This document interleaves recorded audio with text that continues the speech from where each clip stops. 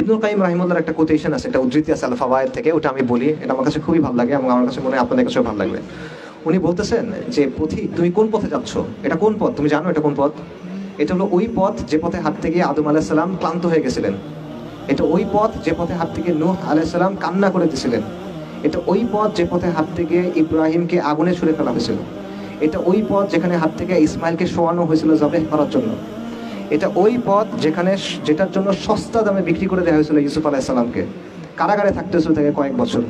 এটা ওই পথ যেখানে হাঁটার জন্য জাকারিয়াকে করাত দিয়ে দ্বিখণ্ডিত করা হয়েছিল।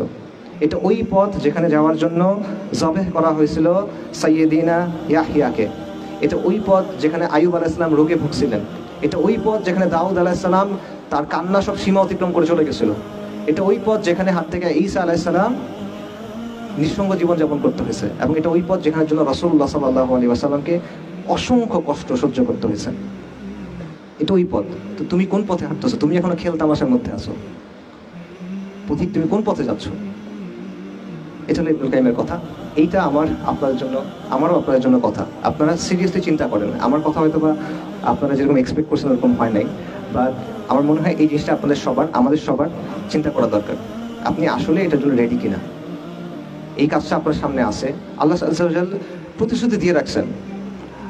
আল্লাহ কিছু প্রতিশ্রুতি দিয়ে রাখছেন, আল্লাহ কিছু কন্ডিশন সেট করে রাখছেন। আপনি যদি আল্লাহকে রাজি খুশি করাইতে পারেন, আল্লাহ তাকে বিজয় দিবেন। কিন্তু আপনি পারবেন কিনা? আপনার ওই সাহসটা আছে কিনা? আপনি এই কষ্টটা করবেন কিনা? এটা চিন্তা করার দরকার আছে। নাকি এটা আপনি একটা পার্ট টাইম জিনিস হিসেবে করবেন? আসছেন, ঘুরছেন, কথা শুনছি, অটোগ্রাফ নিছি, সেলফি দিছি, বই তুলছি, মানে বই কিনছি, চলে গেছি, ভালো লাগছে, গেছি গা, এরকম কিনা? আসমানের আয়োজন, দুনিয়ার আবেশে আসমানের আয়োজনে।